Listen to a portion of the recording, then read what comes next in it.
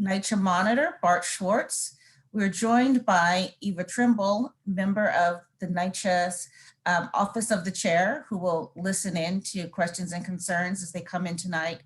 We're also joined by several senior members of the NYCHA monitor team. We have Edna Handy, who leads community engagement, Dan Ronell, who's our deputy monitor, who also leads the elevator and heat pillars, and Dennis Walsh, who leads the lead pillar, and we'll be joined by several more members of the monitor team. Bart Schwartz doesn't do this work alone. We have a deep bench of experienced experts who help as it relates to the pillar areas that we're primarily focused on, which are elevators, lead, mold, heat. We also look at pest and waste, and we also looking at organizational structure, and we'll talk about all of those issues tonight. Not included as an official pillar, but something else that's very important to the monitor is safety and security issues. So we'll keep our conversation focused on those issues. The way tonight will work, we will hear an update first from the monitor, Bart Schwartz, and then we will open it up to a Q&A session. Although this is a Zoom feature, we have the room divided into two ways. Right now, you can probably see our panelist room, where we have monitor team members. And then we have our attendee room, which is the guest room. And we ask that you use the chat feature to indicate that you would like to ask a question. And we will order the queue, if you will, so that it's first come, first raise your hand.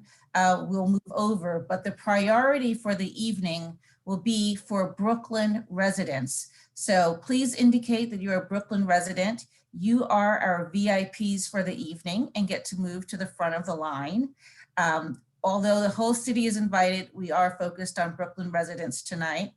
I will remind everyone though that the monitor's role really is to look at structural issues. So if you have a particular concern with your apartment or unit, or a unique issue, we encourage you to use the NYCHA CCC number. We're not going to have the opportunity to address any individual concerns. And unfortunately, we're not in the business of being able to actually fix any units. But what we are looking at are structural concerns, things that affect your whole development, things that relate to the pillar areas I just mentioned, your thoughts as it relates to overall improvements that NYCHA can make, and your ideas and thoughts in all of those regards are really important to us. I see a few more members of the monitor team have joined. We have Chuck Fax, who leads our pest and waste group, Chris Davies, who's on our elevators team, Elon Para, who is on our organizational structure, and John Curry, who does a whole host of everything. Robert in the same regard. Floretta Hudson is our right hand on the resident engagement team, and also Bart Schwartz's right hand. She will be organizing with Patricia Gambale for the evening. So she will help move everyone over. If you have a question, but you don't want to go on camera and ask it personally, you can ask your question in the chat and we'll be glad to read your question for you. But if you'd like to speak, just so indicate that you would like to be on camera and moved over, and we will do that for you in order of appearance, giving Brooklyn residents first priority. So this is the structure for the evening, and welcome everyone to our virtual Brooklyn community meeting. You'll recall that we did come to your borough in person before the pandemic. We would do all of these borough visits and have the opportunity to interact directly. We look forward to being able to do that again. But we thank you for participating virtually in this Zoom format. And so with those ground rules, I'll turn it over to Bart Schwartz. Thank you very much, Asha. I appreciate that. And I appreciate everybody who called in and who has questions. It's too bad that we couldn't all be in Brooklyn this evening. That's where I grew up, East 94th Street and Linden Boulevard, for those of you who know Brooklyn. And I'm hoping we'll get back there soon as the pandemic, hopefully it gets under control and everybody gets the opportunity to be vaccinated and everybody takes care of themselves. It's still a dangerous time and we have to be careful. I'm going to make a brief introduction because I want to make sure we have time for questions and answers.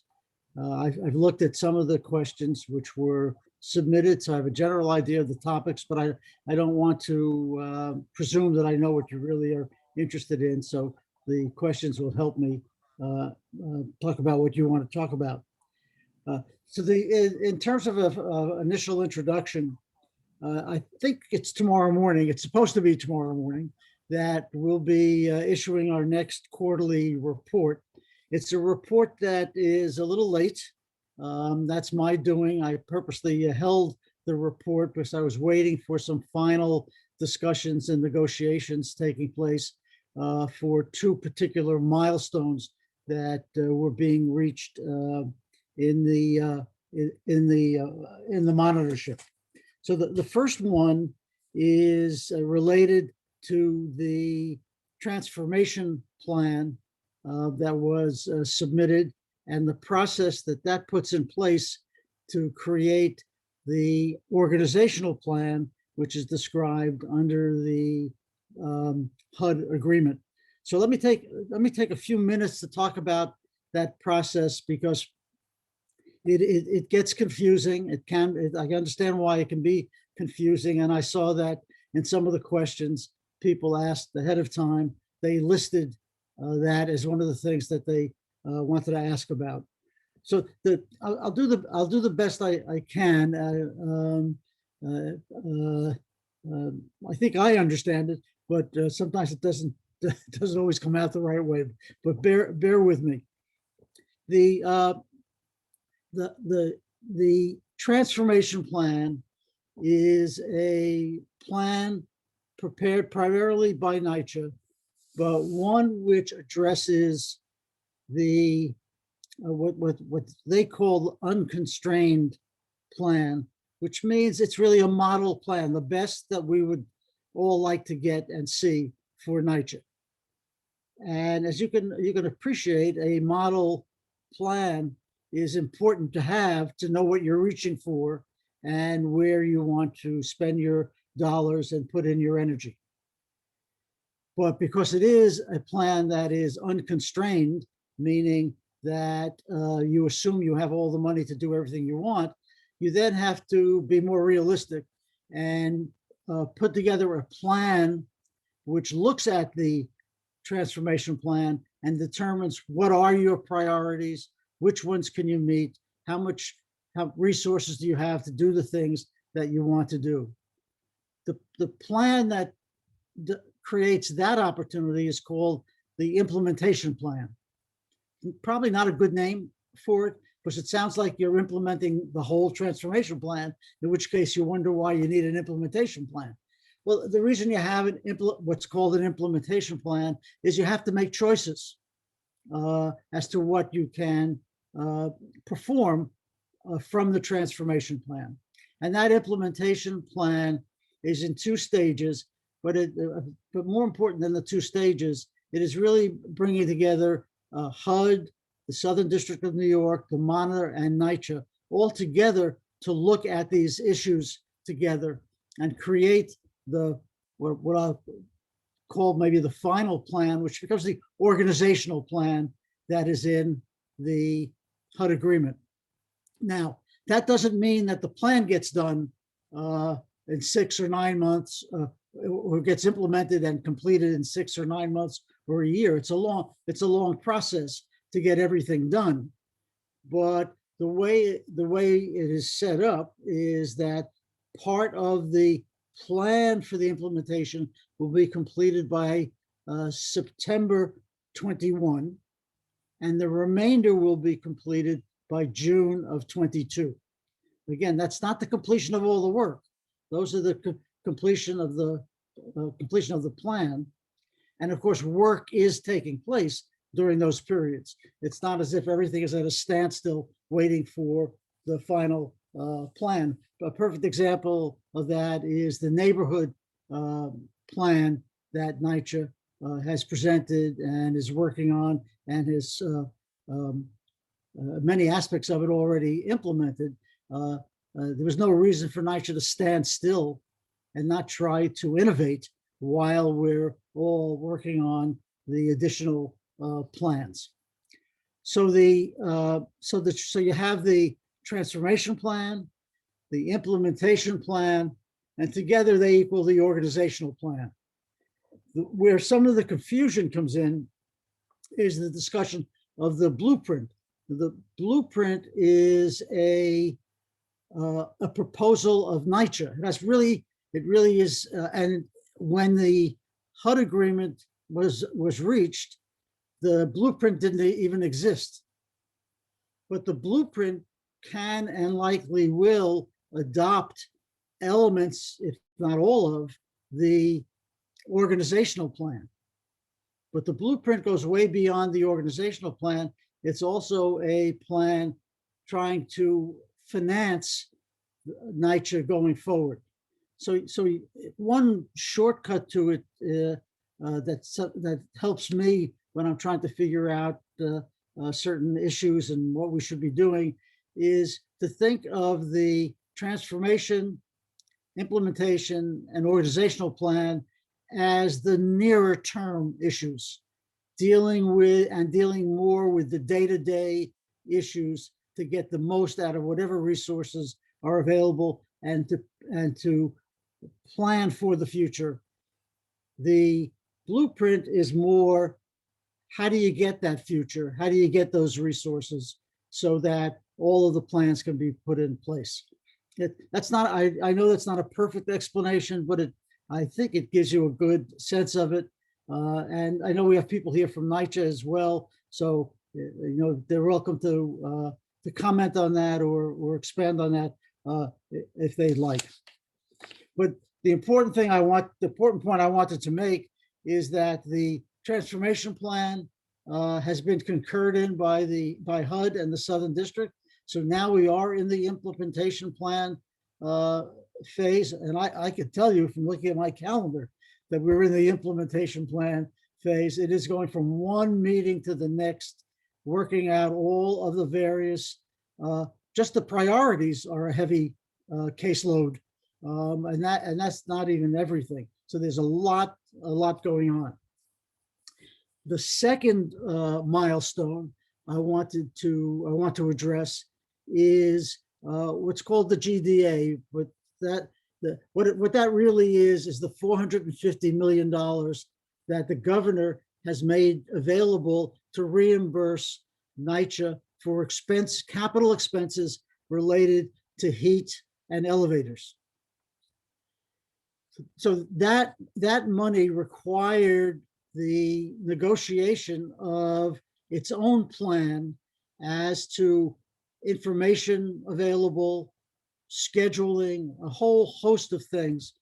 And it actually took until last week or the week before last to get the final agreement on all the aspects of that GDA plan. So that is now in place.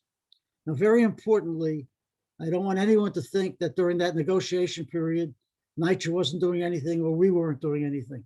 The work on heat and elevators and to get everything started on schedule and continued. But most of that work, as you can imagine, for a huge project like that, is design work, getting the contractors, all of those things. There still isn't a shovel in the ground, as they say in that business, but nobody expected there to be one at this time. So now we have the reimbursement plan in place so that NYCHA can present capital costs to me and my colleagues. We don't really approve it. It's more making sure that everything's in order and that the milestones are being met, the other deadlines and so forth. Then if we sign off on it, there's a reimbursement from the state. So that process is now in place. I'm not sure when NYCHA will ask for its first reimbursement, but I know it's already spent money, so I assume that will be soon. But once again, the fact that NYCHA's been spending money demonstrates that they've been getting ready. And the fact that no reimbursement has been requested yet doesn't mean that no work has been done. And so these are two very important milestones in trying to help NYCHA with the issues in the HUD agreement and those that go beyond the HUD agreement. And I'll be happy to talk to address them and answer any questions about them. And that's what I really wanted to highlight in this opening statement. We've had other community meetings and similar meetings, and it seems to me that the time is much better spent answering the questions that you have rather than me just speaking or making presentations. Because there's a lot to ask, there are a lot of concerns, there are a lot of things people want to hear about, and it helps us also understand where patterns might be developing, and we should be focusing our attention. So this is a learning process for us too, or a call to action to some extent. We're entering the third year. The last thing I'll say is we're entering the third year of the monitorship, and the first 2 years, a lot of work has been done, but not terribly visible to the residents, and that's a regret. But there's a lot that had to be done to get things in place. NYCHA brought in new leadership, lots of changes in NYCHA, but also our presence created lots of changes. Now, as we enter this third year, the real focus is on doing things that are delivered to the residents, and you can see that the materials, the people, the programs are in place to get those things delivered and visible to you, so you'll see the changes that are starting to take place and will take place over the life of the HUD agreement. And with that, I'll turn it over to all of you. I know there's a queue to ask questions, and I'll be happy to answer them. And as Asha mentioned, there are a number of people from the monitor team who are here and leaders of the team. And so if your questions are more for them, they'll be happy to respond as well to anything that you ask. Thank you, Asha. Thank you, Bart, for giving those opening remarks. And thank you for announcing that the monitor's report will be coming out. We're all looking forward to seeing this week. And I remind everyone that we will send out copies of the reports to all of the TAPs whose emails we have. And that list is just as good as the list that NYCHA has. So if there are updates, et cetera, please make sure that we all know your current information. And it's also available on the NYCHA website, NYCHAmonitor.com. You'll always be able to find the reports, copies of these recordings, any updates on the NYCHA Monitor website, and we encourage you to go there frequently for any additional information that you might be looking for.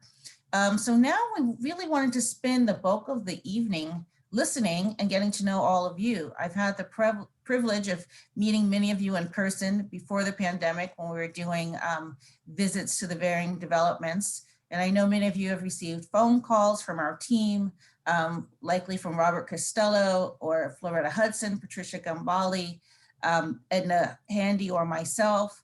So thank you for taking our calls and sharing your concerns with us. We really wanted you to have this opportunity with the monitor. So we've asked that you please indicate in the chat that you would like to speak. I remind everyone that we do have a Spanish language interpreter. So if you prefer to be in the Spanish rooms, please so indicate and we can move you over. And on the screen, we have mostly monitor team members and our CAC members. But we will move you over to be on screen as you ask your questions. Mr. Bowman has a multiple part question, and we will actually open with that because it hits a lot of questions and concerns that I'm sure you all have. But after this multiple part question, we ask that each person just ask one question at a time so that we could have as many opportunities to hear from as many of you as possible. You know, Before we do that, Asha, before we start, uh, we had a meeting the other day, and it was very helpful that Bob Costello put up the contact information for the monitor's office. But we did it at the end, and not everybody could stay for the full time. So Bob, from time to time, if you could put up all the contact information, that would be helpful in case there are some people who want to just call us or email us, or want to think about what it is they want to talk to us about. At least you know how to contact us. Okay, we'll do. Since it's a multi-part question, I've taken out my pencil. I'm ready. Write it down. Okay, great. So going forward, we'll ask that everyone just ask one question and then get back in queue if you have more questions. We've allotted 2 hours for this meeting because we know Brooklyn's a big borough.